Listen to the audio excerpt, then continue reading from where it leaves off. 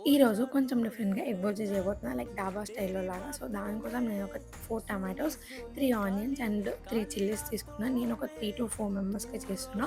అందుకని ఒక 6 ఎగ్స్ తీసుకున్నా. సో, ఫస్ట్ ఒక మందం కడాయి పెట్టుకొని ఆయిల్ హీట్ అవ్వగానే మనం జీలకర్ర, కరివేపాకు అండ్ చిల్లీస్ నేను ఆనియన్ పేస్ట్ చేసుకున్నా. యాక్చువల్‌గా అయితే సన్నగా చాప్ చేసుకుంటే ఇంకా బావుంటది రెసిపీ.